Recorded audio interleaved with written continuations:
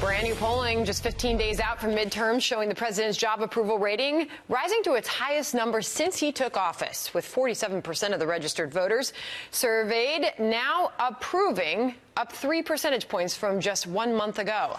Joining us now, Ronna McDaniel, chairwoman of the RNC. Ronna, thanks for being here this morning. So to what do you attribute the rise in the president's job approval rating? Well, the American people are looking at what's happening with our economy. We just announced 3.7% unemployment, the lowest since we put a man on the moon. We have more jobs open than we have people to fill them. Wages are up. People are doing better under President Trump, and it's showing in these poll numbers. His approval's going up because they know that their lives are better, and they're proud of the job that he's doing.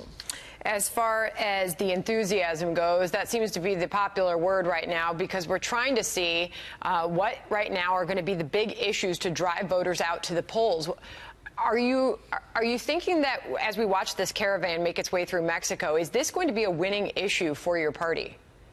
I do think it's a winning issue, and I think the president's handling it perfectly to say to these countries, you know, please don't send your migrants here. We're giving you foreign aid. If you're going to do this, we're going to cut foreign aid. I mean, we can't have this influx of 5,000 people into our country. We are a great country, but we have to take care of the people who pay taxes.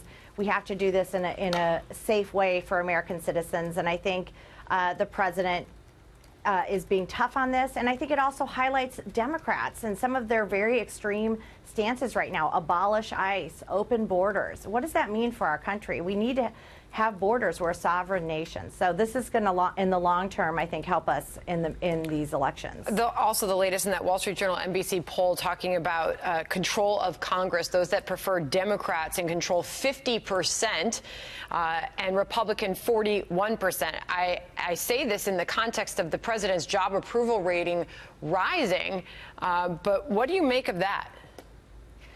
Well, historically, the party that holds the White House usually loses seats in Congress and the House specifically that first midterm, also in the Senate as well. So the Senate, we're looking at picking up seats. The numbers are looking better and better.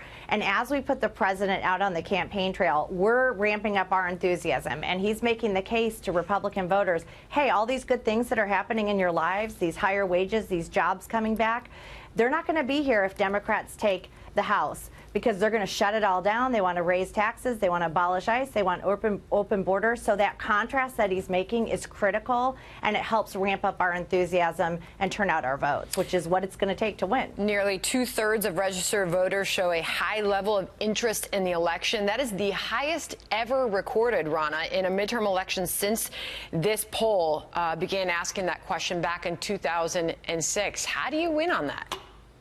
Well, we saw in the specials that the Democrats had a huge enthusiasm edge this past year as we had all these special elections. Republicans are now matching that with the Kavanaugh hearings, with seeing what's at stake, with recognizing if Pelosi takes the leadership, what that would mean for our country. So we're matching the Democrats. It's going to be close to a presidential level turnout in some of these states. So it's interesting to see a lot of these comparisons in some of these states going to 2014. At the RNC, we're looking at a hybrid of 2014 and 2016 because we expect an exceptionally high turnout. We have to turn out our vote to win, and that's why the RNC has been on the ground for 2 years. We're in 28 states. We've trained 25,000 field organizers. We've organized over 200,000 volunteers and made 58 million voter contacts, because we know that's what it's going to take to turn out our vote and win in these midterms. We have you on the program pretty regularly, Ronna, and considering we are just 15 days out now, how does the way you see the midterms playing out, how does it look today versus, say, a month ago? It looks better for us. Obviously, the House has always been our concern. Our motto's been defy history and results versus resistance. I was on the campaign trail last week in California and Orange County and Arizona and Nevada. I'm seeing the enthusiasm ramp up. We're also looking at these early votes now and the absentee votes. So we get our turnout numbers every night. I'm feeling good about where we are. I think we're going to maintain control of the Senate, pick up maybe 1 or 2 seats, maybe even more. And there's a possibility to keep majority in the House, which would be historically something that's not been done in that first term of a president in the past 100 years. But it's going to depend on our voters turning out. So they've got to go to votegop.com. Yep. Engage, volunteer. And you're hearing from that from the out. president as well. He's heading down to Texas tonight. Finally, Ronna, if you want the president to focus one place, where is it? Well, all these states that he's going, I mean, I want him everywhere. If I could, I'd clone him and put him everywhere. I mean, North Dakota, West Virginia. He's going to be in North Carolina this week. We've got 3 very competitive House races there. He's going to be in Wisconsin. We've got competitive House races there and a governor and a Senate race. So everywhere he can be, we're going to put him there. And he's campaigning at a higher level than any president previously. And towards the end, you're going to see him in 2 or 3 states a day. 2 weeks away. Ronna McDaniel, we'll see you again soon. Thank you very much for coming on. Thanks for having me.